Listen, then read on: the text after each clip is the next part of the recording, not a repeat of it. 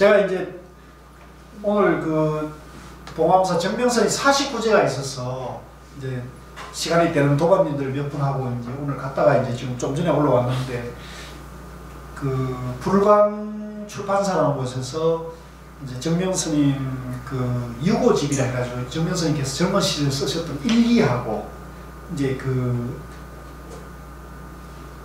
이제 당신이 설법과 법에 관해서 이제 이렇게 쓴 글들이 있었어요. 이제 몇 년 전에 저보고도 한번 보라고 탁 던져줬는데 저도 분명히 이걸 받아와가지고 고이 받아왔는데 어느 날 이사하면서 집에 이걸 찾아보니 그게 없어요. 지금도 지금 찾아야겠다고 생각하고 있는데 은희가 분명 찾아 있을 거예요.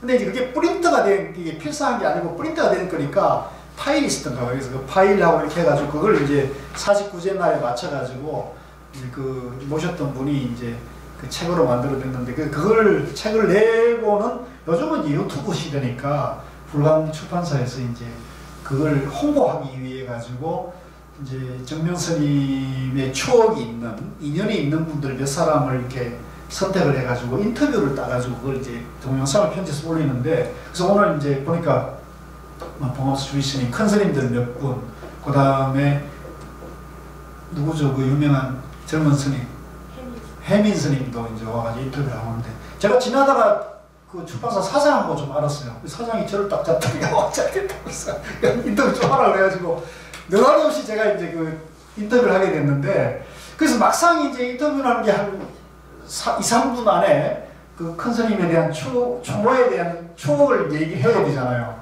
근데 저인데 이제 그 제가 정명스님을 뵙고 가장 제게 큰 영향을 줬던 것이 지금도 남아있는데요.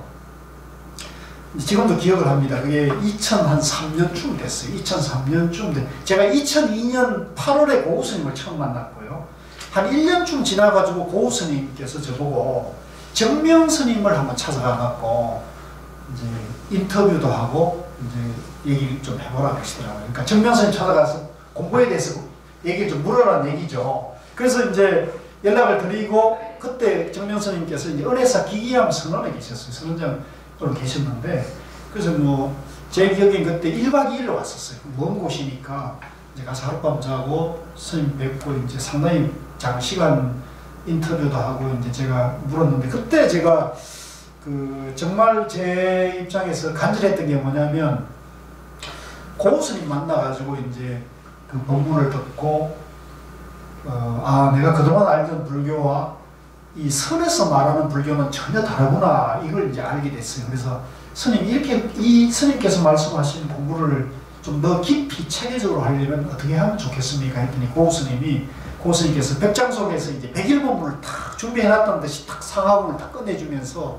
저희인데 이걸 읽고 부처님의 깨달음 세계가 중도연기라는 것을 확실히 이해하면 불교의 세계관과 가치관이 이제 불교를 어느 정도 이해하게 됩니다. 이렇게 얘기를 하시더라고요. 그래서 그걸 갖고 와가지고 그때는 한 1년이 지났을 때니까 제가 이제 불교를 완전히 이해했어요. 그래서 불교를 이해하고 이제 고우스님께 스님 제가 오늘도 부처님 깨달음 세계가 오늘도 좀 이해가 된 것 같습니다. 앞으로 어떻게 공부를 하죠? 그랬더니 스님께서 불교는 그걸 이해만으로는 안 됩니다. 그걸 체험하고 실천을 해야 된다는 거예요.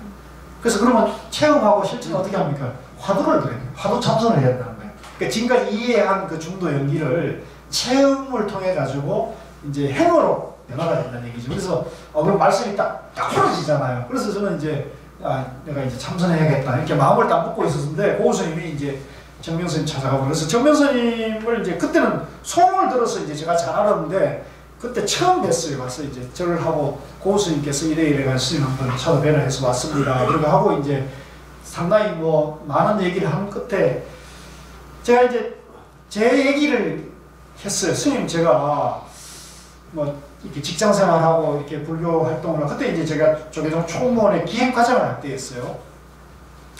그래서 이제 이렇게 직장 생활하고 이렇게 하지만은 본격적으로 참선을 하고 싶은데 저같이 제가 생활인이 참선을 하는 데 있어서 좋은 비법이 있으면 왕도가 있으면 스님 그동안에 그 평생 해오신 것을 비추어 가지고 한 말씀 주시라고 이렇게 얘기했죠. 그때 스님께서 파한대소를 하시면서 그러시면서 이 길에 왕도가 있었으면 나는 벌써 견성했을 텐데 유감스럽게도 그런 왕도가 없다고, 이 길에는 왕도가 없다고 하더라고요. 그래서 처음에 그 얘기를 듣고 상당히 실망을 했어요. 아니, 뭔가 큰 스님인데 뭔가 약간 비법이 있을 줄 알았죠. 비법이 없다 그러는 거예요. 그래서 그렇습니까? 그러면 이제 어떻게 했으면 좋겠습니까? 그랬더니 그러면 내가 일러줄 테니까 한번 해볼 수 있겠냐 그랬어요. 아이 뭐 제가 스님 말씀하신 대로 하면 할 수 있죠. 그랬더니 됐다 그러면서 하루에 5분 시간을 낼 수 있네요. 하루에 5분을 딱 시간 낼 수, 5분만 시간 내면 된다는 거예요. 그래서 뭐 아무리 바쁜 사람도 하루에 5분을 못 낼 일은 없잖아요. 그래서 아이 스님 뭐 아무리 바빠도 5분을 못 내겠습니까? 그랬더니 자신 있게 대답을 해줘. 그랬더니 아 그러면 됐다고. 그러면 이제 됐다고. 대신에 그 5분을 들쑥날쑥하게 이렇게 하지 말고 하루 중에 자기 자신을 돌아보는 가장 안정된 5분을 시간을 꼭 정해놓으라고 하시더라고요. 네, 아침에 일어나건 아니면 일어나가지고 몇 시간 자기 자신을 돌아볼 수 있는 가장 안정적인 때, 그때 5분을 탁 집어넣고 그 시간만 되면은 아무리 바쁘더라도 좌선하는 습관을 들이라고 하시대요. 5분을 화두 좌선하는 습관을 들이시라고 해요. 들여보세요. 그러면 그게 끊어지지 않고 쭉 가다 보면 어느 순간이 되면 그 5분이 좋은 체험이 될 겁니다. 그래요. 좋은 체험이 되면 그때가 되면 말리지 않더라도 스스로 시간을 10분, 20분으로 늘려가게 될 겁니다. 그래서 지금은 20분, 30분 이렇게 막 덤벼들면은 워낙 바쁘니까 끊어지면 안 되니까 하루에 5분만 딱 정해놓고 한 달이 되든 100일이 되든 기도하듯이 한번 해보시라고 그러더라고요. 그래서 그게 참 합리적이고 저희한테 딱 맞는 법문이더라고요. 그래서 제가 그 얘기를 듣고 돌아와가지고 그 다음날부터 조계사 법당에 가서 그때는 108배를 하고 5분씩 앉아서 땀 딱 식히면서 하는데 왠걸 저는 5일 만에 5분씩 5일 만에 마음이 환하게 밝아지는 걸 체험을 했어요. 5일 만에. 그러니까 제가 딱 그 5일 때 되는 날 무릎을 탁 치면서 이야 이래서 참선하는 거구나. 이게 이제 제가 체험이 돼버렸죠.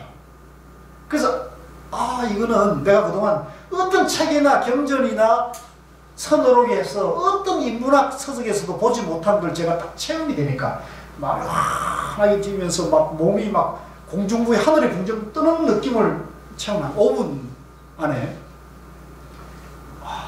정말 그 체험하시기에는 답답함은 없었어요? 지금 뭐 완전히 환해졌어요. 답답함 자체가 없는 상태. 그렇죠. 그건 없죠. 네. 뭐 답답한 거 없어요. 제가 진짜 깨달은 줄 알았다니까요. 구름 타고 다니. 그래서 야 내가 5분을 했는데 이 며칠 하지도 않았잖아요. 이렇게 마음이 환해진다니 진짜 이거를 하루에 30분이고 1시간씩 하면 정말 대단하겠구나 해서 그때부터는 108배가 필요 없었어요. 108배 하는 시간이 아까운 거예요. 그래서 그때부터 108배 하면 보통 한 15분 걸리잖아요. 이거 108배 써도 5분 플러스 20분. 그래서 20분씩 하게 됐죠. 그러니까 계속 좋은 체험이 오대요. 그래서 이제 그 얘기를 잠깐 했어요. 그래서 정면 선생님은 저인데 화두 3배를 체험해 주는데 굉장히 촉발시켜주는 하나의 첫 소중한 계기를 주신 분이죠. 너무 고마운 분이죠.